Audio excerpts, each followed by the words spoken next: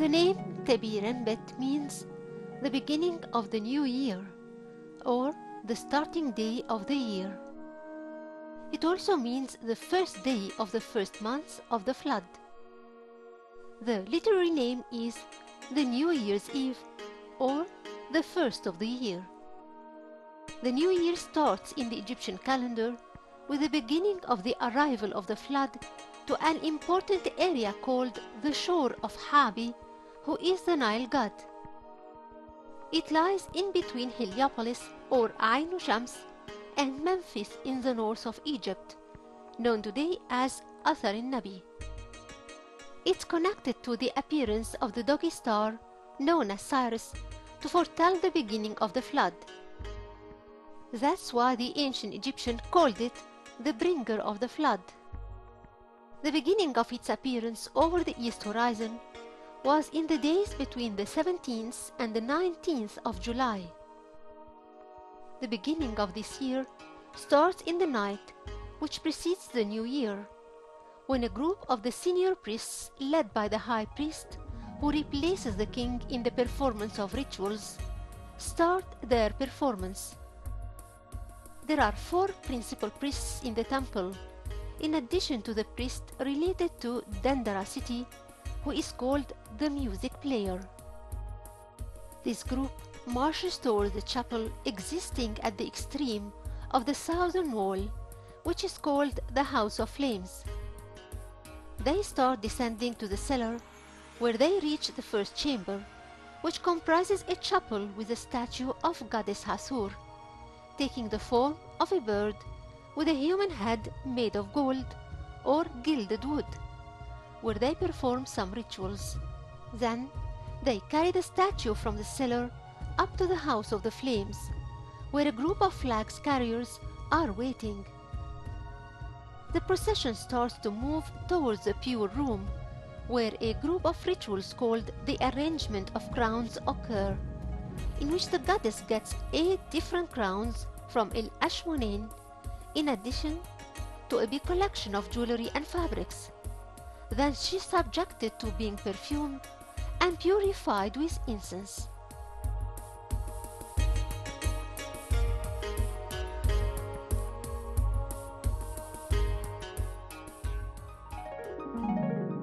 Amongst the rituals performed in the celebration of the beginning of the new year in ancient Egypt is the ritual of placing all sorts of food over the tables. This food includes the bread and the desserts and complete animals and birds and perfumes and bouquet of flower. In addition to some private tools of goddess Hathor, like the sistrum and the golden crown and the wine jar presented in the wine festival. Then, the procession of the priests ascends to the ceiling of the temple by using the stairs, where we see the sequence of the flags bearers and priests wearing the mask of goddess Hathor and carry offerings, preceded by the king and the queen, and reciting the songs accompanying the feast. Upon arrival to the ceiling of the temple, the statue is placed in the chapel dedicated to it, which columns take the Hathoric shape, or the shape of goddess Pat connected to Hathor. Around the chapel the offerings are placed, and then the most important event happens, which is the unification with the sun disk, which happens when the early rays of the sun rises on the first day of the new year. As for the festival of putting the foundation stone of the temple, the king leaves his palace with the flags carriers to go to the location of the temple held by goddess Eshat, where he puts wedges to mark the boundaries of the temple to the ground. Then he joins between them with ropes and starts to dig the ground and then draw the boundaries of the temple.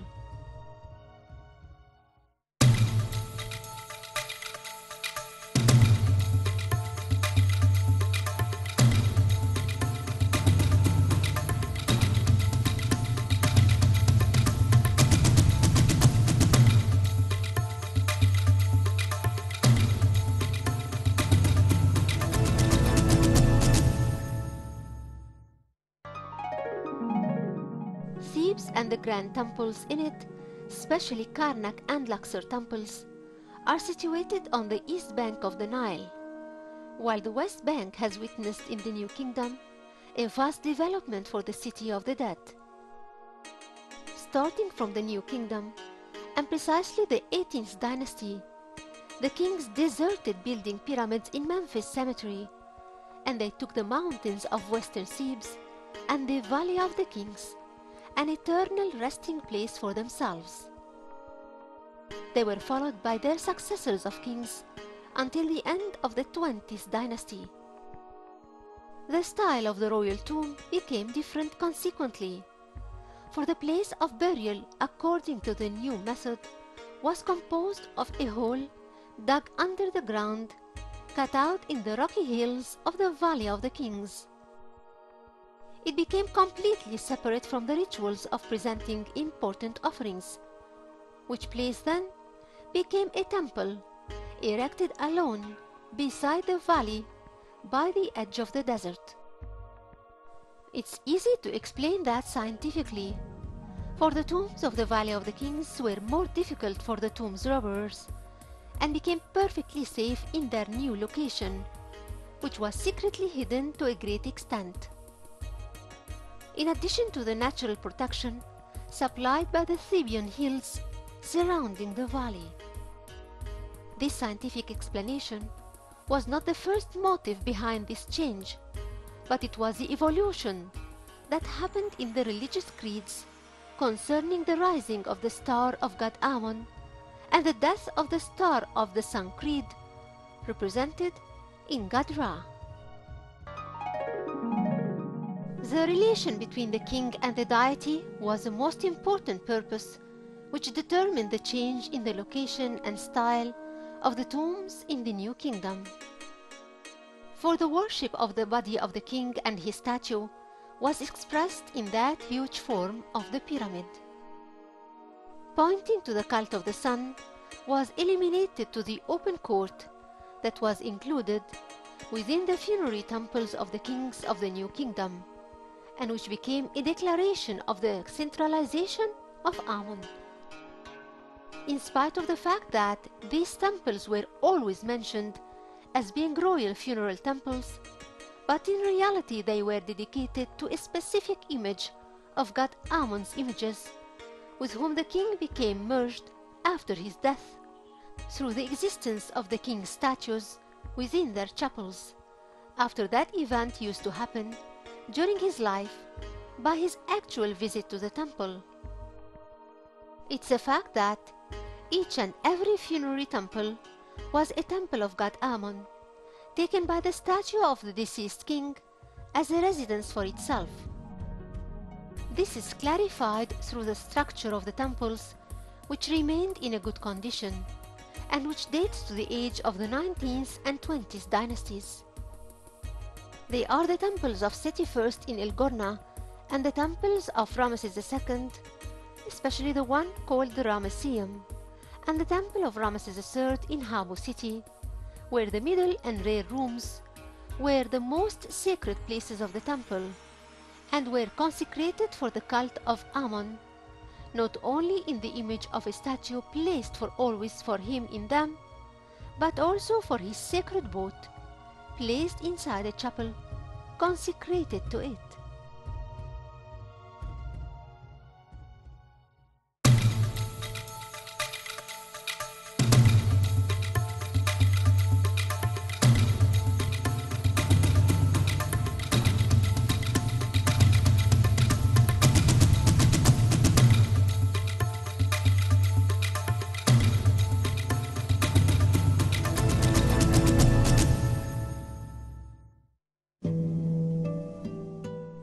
Goddess Ma'at has appeared since the middle of the Old Kingdom in a perfect female form, wearing a tight dress and wearing above her head her prominent distinguishing feature, the ostrich feather, which is shared by the air god Shu, but her name started to appear by the beginning of dynasties.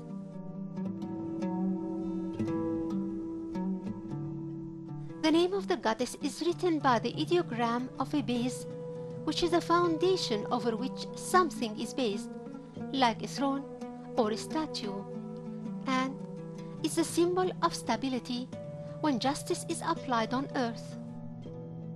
Might was pictured in a human form, and just like the feather was placed over her head as a mark, it was used as an ideogram in her name, and probably that feather was used by the Egyptians in art and writing when they thought of Might as a goddess.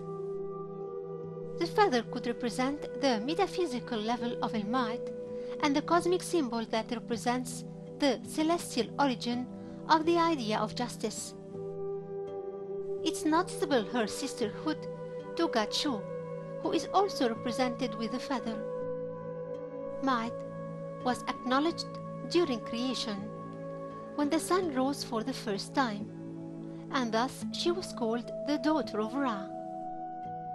Her stay confirms the continuity of existence as it was in the beginning of time.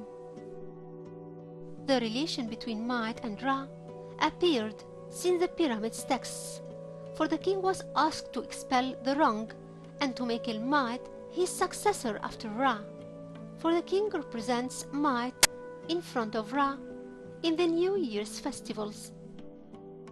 Goddess Might was connected to God Osiris, who became at the end of the Old Kingdom era a judge for the dead, and on his hands the judgment of the dead happened according to the coffin's texts. Goddess Might had her own priesthood since the Old Kingdom era, for more than 29 persons carry the title of the priests of Might in the reliefs of the private tombs during the Old Kingdom period. 3 of these priests were ministers.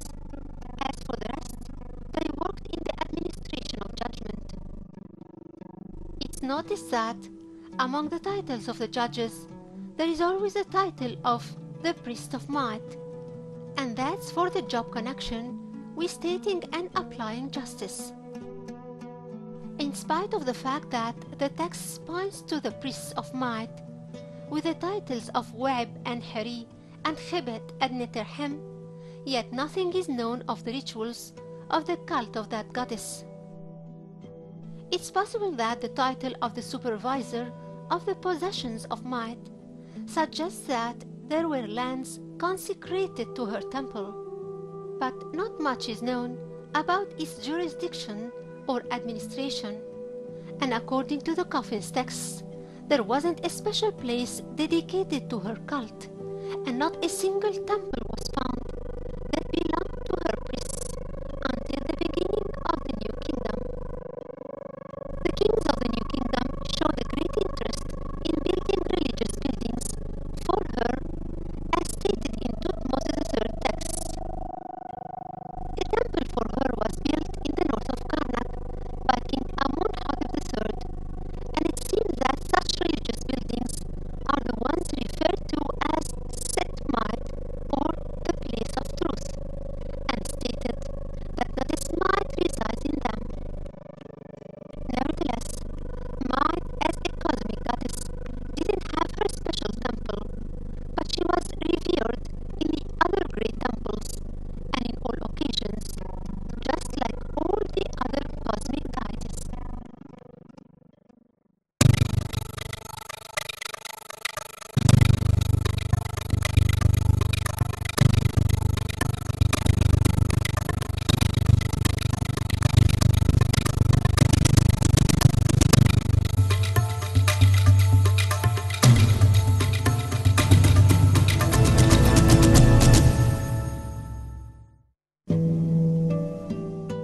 The Jet Pillar is one of the hieroglyphic signs that enjoyed symbolic creeds and important amulets, for it was connected with God Ptah and Osiris and Anjiti, and known to be a symbol of stability and continuity and revival and resurrection of Osiris. The symbol of Jed is known in the Egyptian writing since the Pyramid's texts, and was known as a symbol and a column that was carried in the religious celebrations, and also as an amulet to protect its carrier. The Jet column played a great role in the royal and daily and religiously and funerary lives, and it was amongst the preferable decorations in constructions and furniture and jewelry, and it appeared in the makeup tools as a religious symbol with significant hints. The Jet was used in the daily use tools together with other signs like Ankh and Was. It was also tightly connected with the symbol of Tet in the decorations of temples and beds and coffins and chapels, like those of King Tutankhamun. The early beginnings of the appearance of the Jet symbol goes to the prehistoric ages. It has kept its place and sanctity until after the end of the ages of the ancient history, when the ancient Egyptians used it as one of their most famous symbols and the oldest prototype ever found. There were 2 prototypes made of ivory found by Zaki Saad in one of the tombs of Izbet el-Walda in Helwan, and he dated them back to the first dynasty.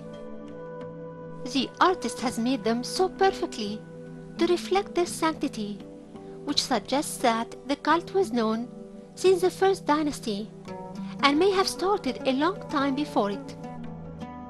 So since the 2 pillars were done so perfectly by their maker, thus it's concluded that they were not invented by the first dynasty, and they point to the roots of the Osirid religion since the prehistoric period.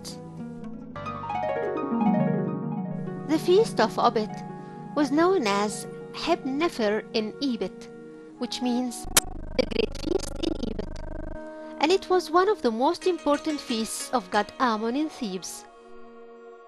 It was celebrated as an annual festival in the 2nd month of the Flood festival.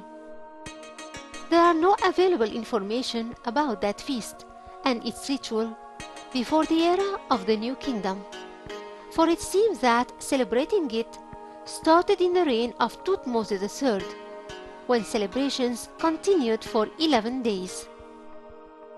This celebration continued during the time of Ramesses III for 24 days, until it reached 27 days. In that festival, god Amun visited his temple in Luxor, starting from his temple in Karnak, in a mighty procession. The journey used the overland road headed south during the reign of Queen Hatshepsut, while the return trip to Karnak took the river path. The land road of Luxor temple was supplied with 6 chapels for the rest of the god's procession. Since the reign of King Tutankhamun, both the trips of going to Luxor temple and coming back from it happened across the river. Each and every member of the triad of god Amun, who are his wife Mut and their son Khonsu, had a river boat dedicated to him and a private chapel. The essence of that festival was a long walk of a procession thus concerned with the family sacred triad of Thebes, Amun, Mut and Khonsu.